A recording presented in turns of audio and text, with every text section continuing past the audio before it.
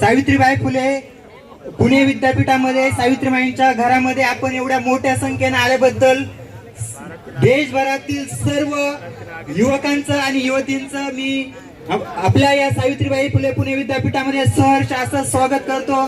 सगळ्यांनी एकदा स्वतःसाठी एकदा टाळ्या वाजवा. देशातली जी काही आत्ताची जी काही परिस्थिती आहे, देशातल्या तरुणांना आणि तरुणींना ज्या पद्धतीनं कॉक्रोचेस पॅरासाइट म्हणून जे हिणवलं जात आहे त्याचा विरोध करण्यासाठी आज आपण मोठ्या संख्येने इथं जमलेलो आहोत.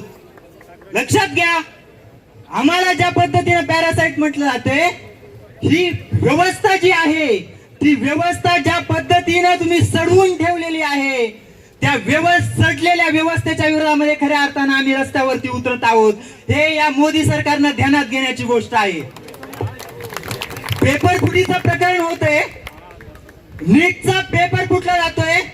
त्या नीटच्या पेपर फुटीच्या प्रकरणामध्ये मोठं रॅकेट संपूर्ण महाराष्ट्राच्या नाशिक पासून तर देशभरामध्ये सर्व लोक त्याच्यामध्ये इन्व्हॉल्व होतात.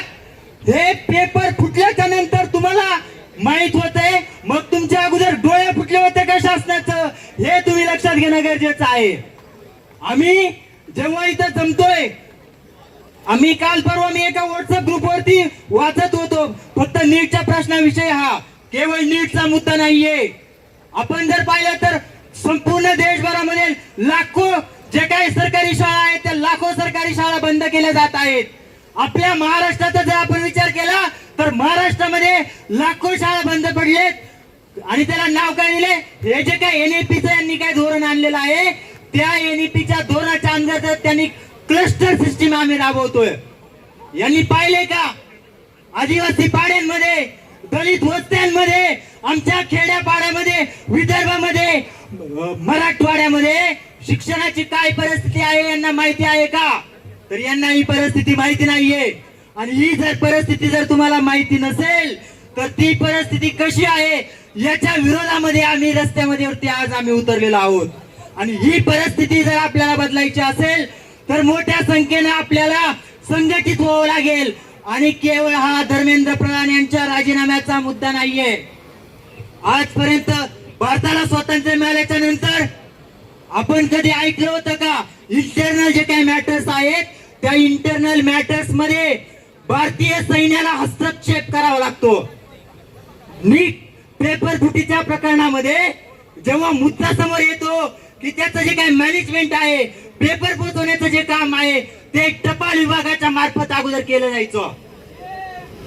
परंतु आता टपाल विभाग जो काय आहे, भारताचं सरकार जे काय आहे ते सरकार आयएसएसशी ठरलेलं आहे.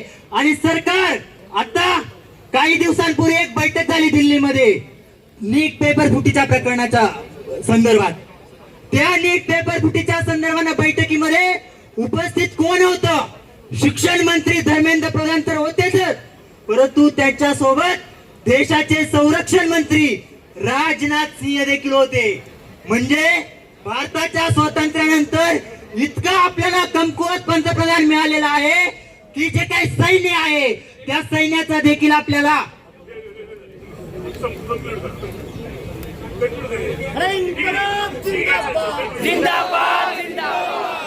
मित्रांनो वेगळं काही बोलत नाहीये मी. नीटची जे पेपर फुटीचं प्रकरण झालं तर त्या नीटच्या पेपर फुटीच्या प्रकरणाच्या अनुषंगाने जी मीटिंग झाली तर त्या मीटिंगला 2 केंद्रीय मंत्री होते, त्याला संरक्षण मंत्री उपस्थित होते. म्हणजे भारताचं सरकार जे आहे हवाई विभागाच्या मार्फत आता पेपर पोहोचवले जाणार आहेत. याच्यापेक्षा दुसरी कोणती शर्मनाक गोष्ट नाहीये. आणि आपण मोठ्या संख्येने या 2 मिनिटात कंक्लूड करतो. मोठ्या हे जे काही प्रकरण आहे हे प्रकरण एवढं सोपं नाहीये. म्हणून मी हे जे काही संपूर्ण देशभरामध्ये जे काही आंदोलन सुरू आहे, मोठ्या प्रमाणामध्ये विद्यार्थी याच्यामध्ये उतरत आहेत. आणि जेव्हा आपण मोठ्या प्रमाणामध्ये विद्यार्थी याच्यामध्ये उतरत आहोत, केवळ एक इन्सिडेंट, केवळ एक घटना म्हणून आपण याच्याकडे पाहिलं नाही पाहिजे. तर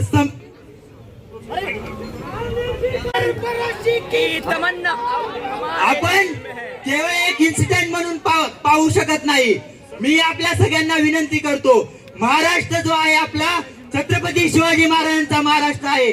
आपल्या या महाराष्ट्र शाहू फुले आंबेडकरांचे जे काही विचार आहेत ते विचार घेऊन आपण जेव्हा चालत असतो तर ते विचार घेऊन चालत असताना व्यवस्था परिवर्तनाच्या दृष्टीने आपण वाटचाल करूयात आणि निश्चित आपल्याला यश येईल.